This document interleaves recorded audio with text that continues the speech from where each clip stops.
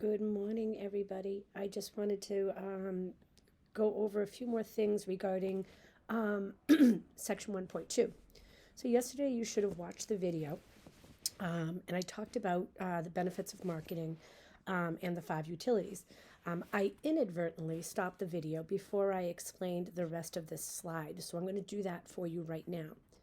Okay, so just like there are seven functions of marketing, there are what we call economic benefits.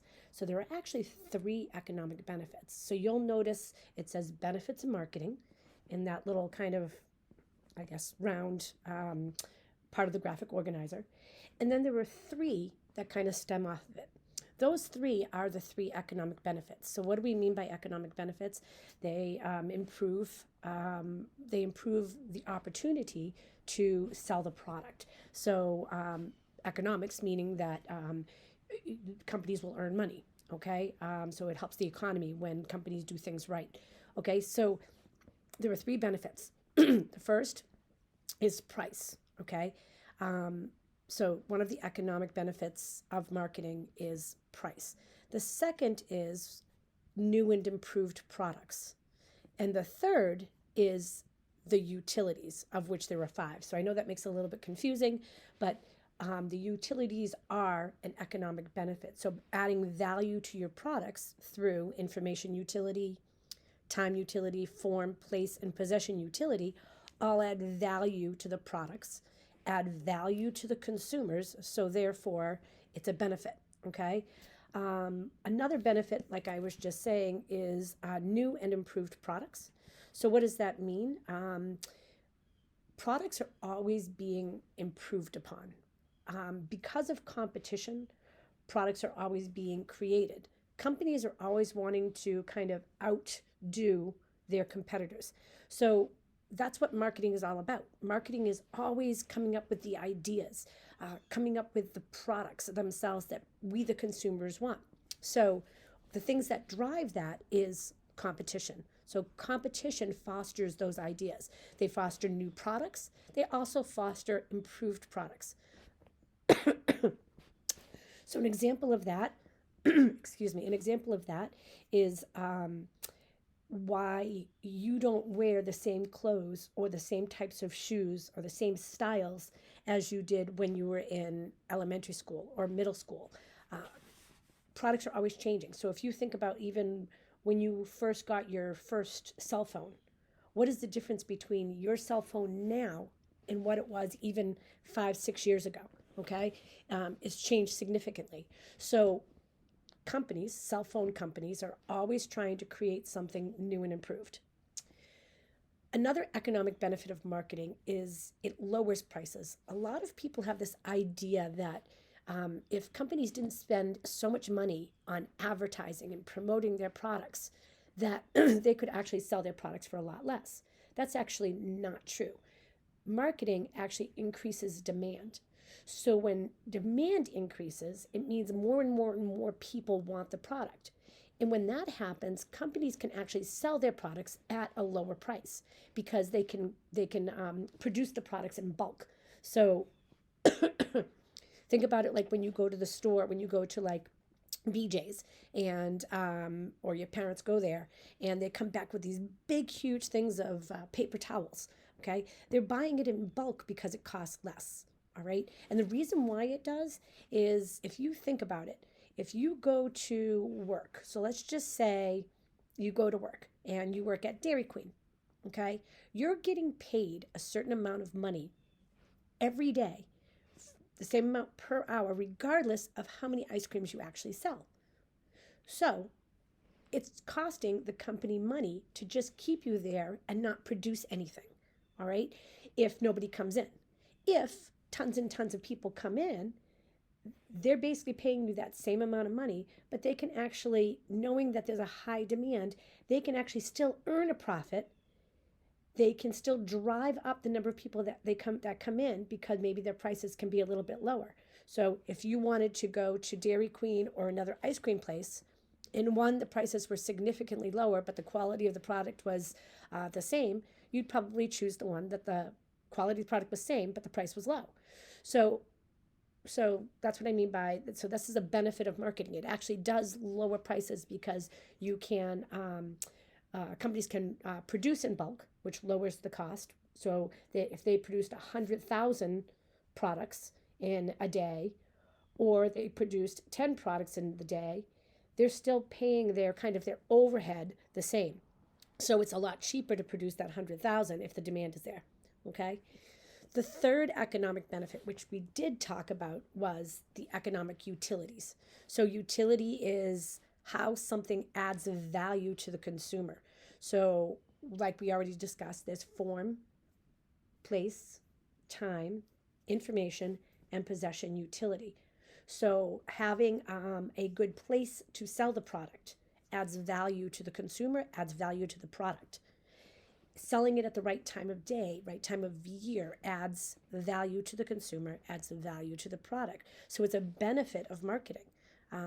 Having good information can be everything from promoting your product on TV to putting ingredients on the side of the package.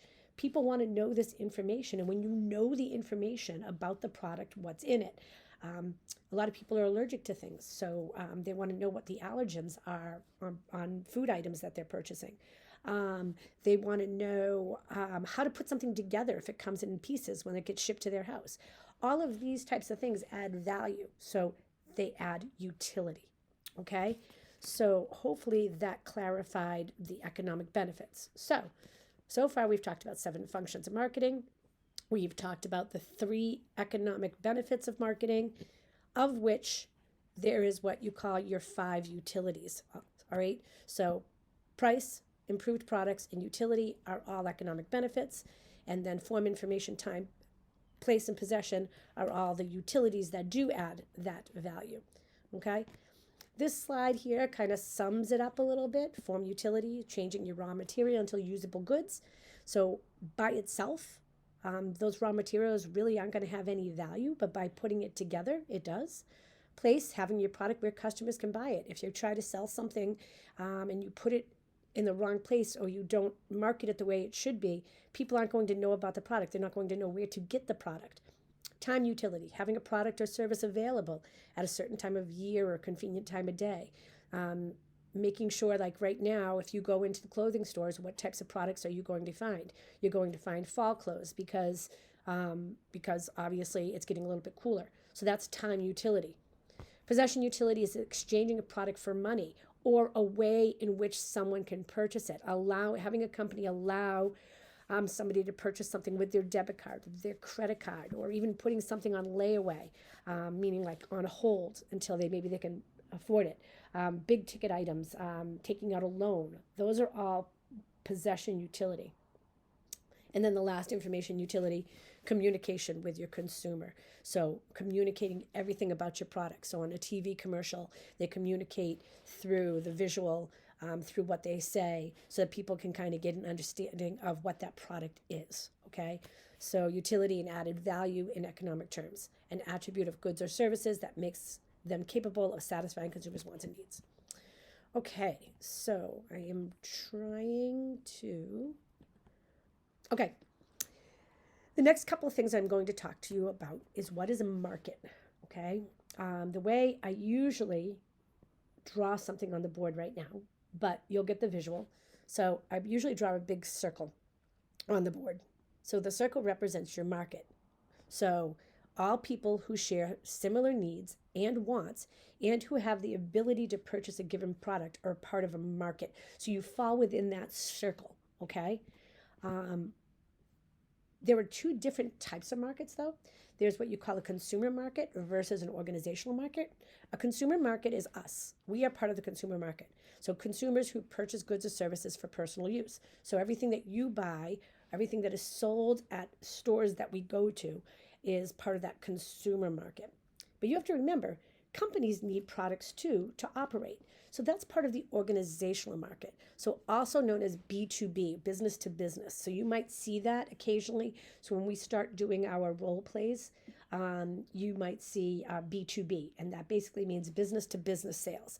So this includes all businesses that buy products for use in their operations. So Every company needs basic stuff. They need a copy machine. They need cleaning supplies. They need furniture. They need computers.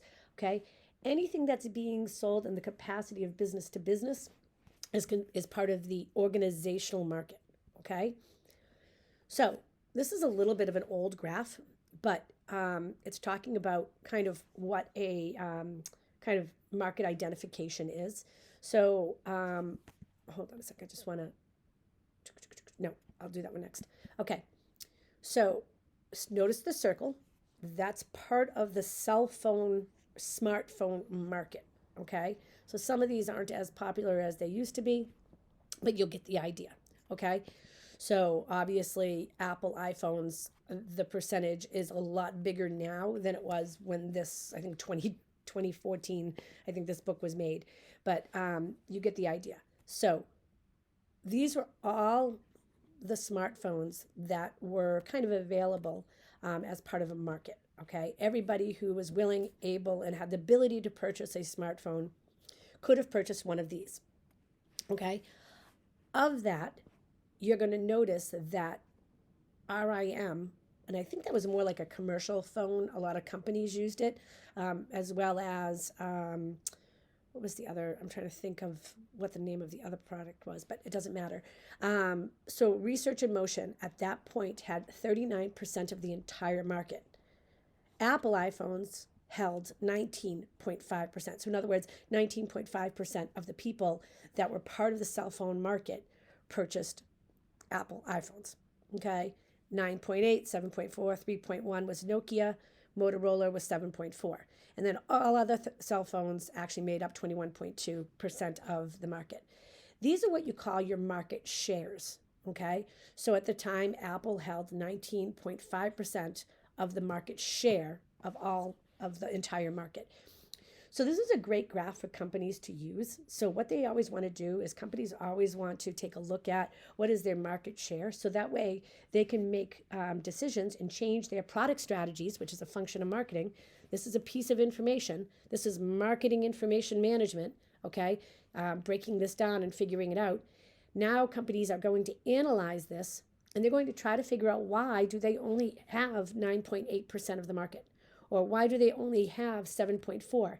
And so these companies at that point will start making changes based on some additional research that they find out. Some of that might be, what is iPhone doing that we're not doing? Okay, and the whole goal is to increase your market share. So a market share is a company's percentage of the total sales volume generated by all companies that compete in a given market. So I always think of a market as a big circle. Everyone who can, who's willing, because you have to be willing to buy something. Some people might not have wanted a smartphone. Some people still don't. But anybody who's willing, able, meaning that they can afford it, okay, a part of that market, okay? It doesn't mean you have to buy an iPhone. It doesn't mean you have to buy a Motorola. It means that you are part of that market and you will buy one of them, okay? So let's see. This is a pretty, all right, I'm going to touch upon a few other things just so that you get an idea of what these mean, because they're going to be terms that I will be using quite frequently, okay? So what are some details about a market? Consumer and organizational markets, market share, market segmentation. This is the one that we have not talked about yet. So market segmentation is how you break up your market and develop what you call a customer profile.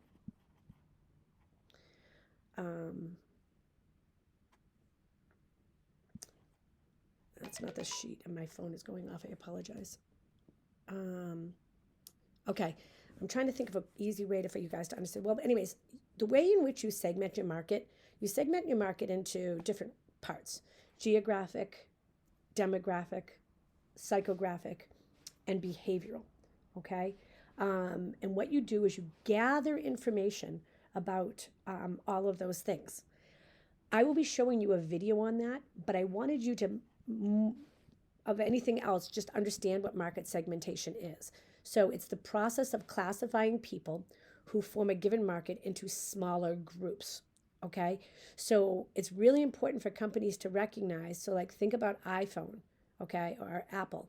Okay, they have different iPhones to reach different market segments.